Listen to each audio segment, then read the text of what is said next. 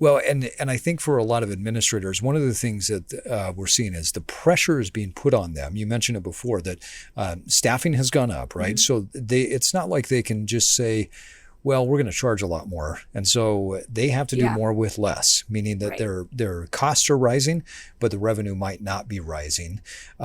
Talk a little bit about how that type of pressure of doing more with less is affecting some of the administrators in this space.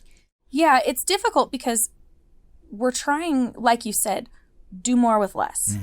And we're trying so hard to keep within everything that we already have, and we were already struggling before.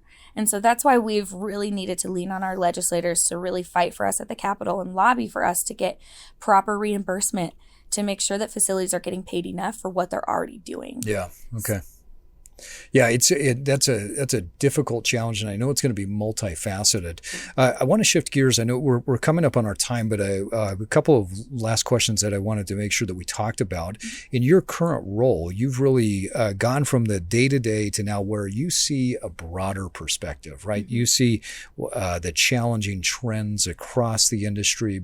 You're working more with legislators.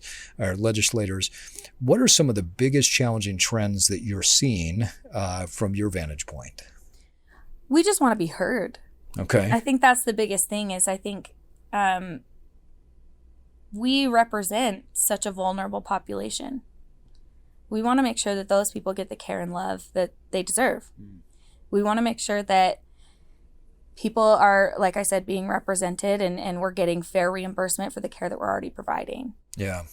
That's a beautiful way to put it. When you think about our society, I've been reading this book, Broken, by, I'm going to butcher her name, but anyway, Dr. Buffy something or other. She wrote this phenomenal book, and she talked about that with our society, the way that we take care of our elder population, the way that we take care of people as they go into this latter stage of life, really represents who we are, I think, as a nation.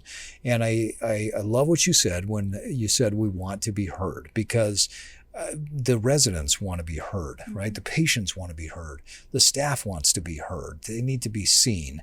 And that's where communication comes to play.